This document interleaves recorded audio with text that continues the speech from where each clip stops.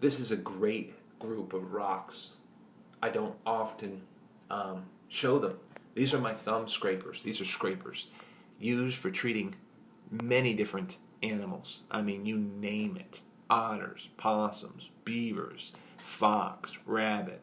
All the hides need to be treated and had their particular and special use for the North American Indian. These are North American Indian stone tools to exactness. These are my display quality thumb scrapers that I had to shout out and say, listen, I want to see your small ones. I showed 9 of my big ones, and that's all I had. And this relatively small group is all I have, not all I found, but all I just have really felt special about in the last 4 years. So before my power runs out of this phone, I'm going to try to feature these things and put a video up on these. What a fantastic group, though. Wait till you see some of these. And Jonesy said, well, the scrapers you showed, the big scrapers, it's like you put a challenge out there. Well, I don't know. If you have some pieces and groups that you keep that are special to you, put them up there. Show us what the world's going on. Look at this piece. Because your collection, some of you have been decades. It blows my mind. I mean, I've only collected for 4 years, and I'm blessed. Look at this piece. Look at this piece, will you? Natural light in here is good. That is just a beautiful scraper. You're going to start to see today the repetition. And all they need is a chunk of rock, and they usually would just work the edges. They came out in triangles a lot of times. A lot of times they're round. But that's just a nice scraper right there. And as we sail right up here, I'm going to just go through them. Maybe I'll take a little time on the ones that I feel more special about. But all of these really are special because there's so few compared to 800 plus arrowheads and stone points in my box. These are therefore rare, just like those other big scrapers. Very rare when you find one of these. So I'm just as happy, almost sometimes a little more happy about finding a nice scraper than I am a point. When they made and fashioned points, that's a nice scraper, isn't it? They made and fashioned them as expendable resource. Sometimes I put that up there and said that to people, and it's so true. We have in my job an account, because I have to keep accounting for spending and what have you, but an account that's expendable resources. And so did the Indians, and that was their arrowheads and their stone points. Look at this scraper. You're going to start to see the repetition in some of these I'm pulling right now. These scrapers were not expendable resource to them. They could make them, that's for sure. I'm sure they were probably easier to make than the arrowheads in some regard. But they kept them in their pouch or their bag or their basket or whatever it was, because I'm telling you what, when they needed to go to, the women or men or whoever needed to condition that hide needed to get this thing and make it happen. Whether it was the young or the youth or the young girls or whatever, but they had to condition the animals, the many, many game animals that they ate and that they used for clothing. So these tools are specifically designed for that. We're talking about way before the historic period Indians, way before all these modern names to tribes that we come up with. Archaic Indians had a particular beauty about the way they did things, at least in my opinion. Look at these scrapers.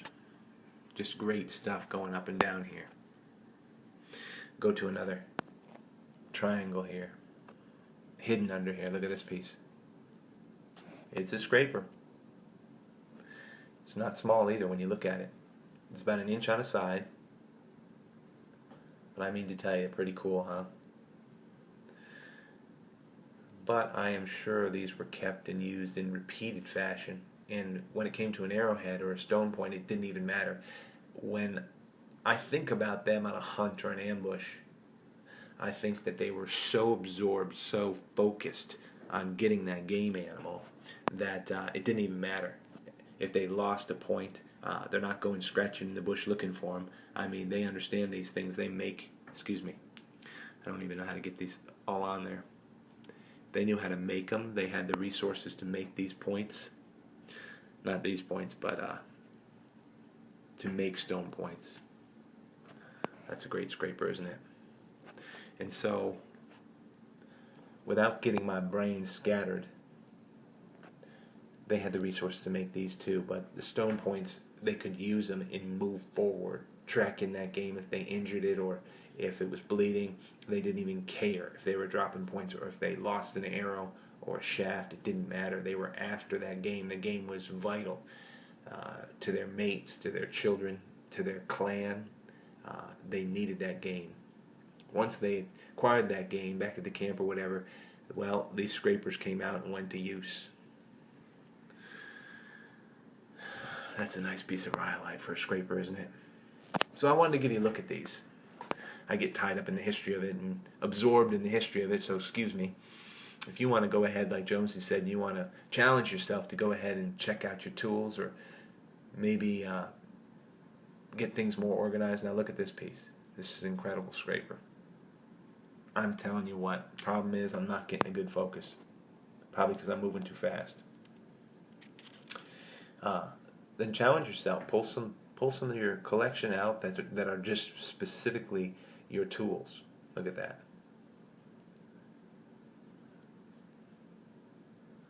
You can tell something was up with that, leaving the core on it. This is exactly the way they needed it.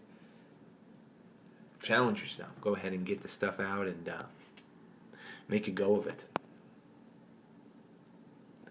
We'd love to see it. Now, we'll get into a couple pieces of the quartz to mix it in there. Look at this piece of quartz right here, a round thumb scraper. It's close to one of the crystal pieces. Well, actually, I have another one right behind it. You can see that. This is one that was probably a hafted scraper.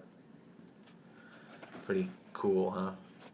Then this one, which is a round thumb scraper. Smooth though, but it has that edge to it as a scraper would. It's hard to get the exposure on the quartz. Hope everybody's okay today. It's a Saturday, it's slow. I went out looking, a couple places in dirt. Crops starting to come back in. Good things will happen. Yeah, indeed, I have a lot of sites. You know that about Indian Trace. But at the same time, I mean, I don't be surprised if I don't even have a site that I can check that will really give me a credible chance at it, an artifact any given day. I mean, like today I only had a couple places to really go, and I am not going messing with that tobacco. Look at this scraper right here. So, in some essences, I didn't really have a good, strong place to go, and so I stirred myself up, and I figured, hey, I listened to that shout out, and I put these small scrapers up there, and try to make a couple still lifes of them all. Taken from one still life to another, just showing you these things. Sharing a couple thoughts here and there. Now, look at this piece. Sugar quartz. Perfect. It really worked on that. Yesterday I had a piece of quartz that was super round, and they did the same thing, because look at this closely. Completely worked on all the edges, but what they did is they took the cortex, they took that outside casting on the stone, and then they even worked it off there, and they worked it off there, and they just made themselves a scraper. If we knew how vital it was for them to go ahead and do the work they did as hunter-gatherers, condition the hides. I mean, there was no thought about the work they did. They didn't even think about it. It was part of their life. But these were the tools that they did it with, that they lived with. And these tools, I mean, they predate all the textiles. They predate all the trading we brought into the region to make their lives simpler. When the Iron Age came, we brought metal. This Stone Age technology ended.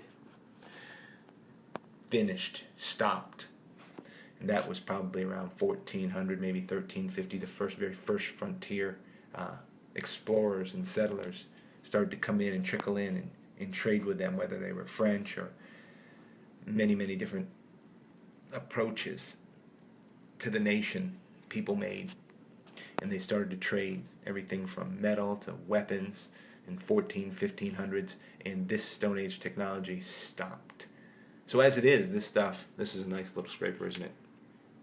This stuff is old. but it is actually probably jumping back to a much earlier period than that. Look at these two little scrapers. Because this is archaic period stuff, which predates Christ, what you're looking at. And got that at the lookout. Look at that little scraper. The care they took just to make it the way they needed it, because it would do the job. And I mean, I can imagine, and some of you actually slaughter conditioned animals, and you know well about how important it was to remove the tallow from the skin. Little football scraper here. Always like that. And so that's what they were doing with these little things.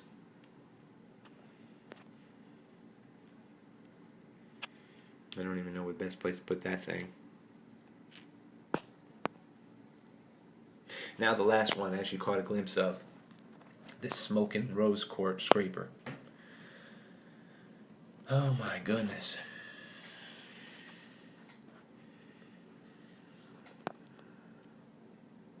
It's a nice piece of stone. Now every edge is worked, and it's super hard material. So once they got into the general size and shape that they needed, that was it. They went to using it. But beautiful stone. Beautiful workmanship on that. Look at the contrast in color here. That's a beautiful tool. And the thing that's beautiful about a lot of this stuff is the history. No doubt about it. The history. Anyway, that'll about do it, and I just wanted to give you an opportunity to see these awesome thumb scrapers. Definitely not arrowheads, not lance points, but just a great selection of what I would call vital tools to the North American Indian, an age gone by. Appreciate the comments, the shout outs, the inspiration to do some of these displays. Hope you find out there.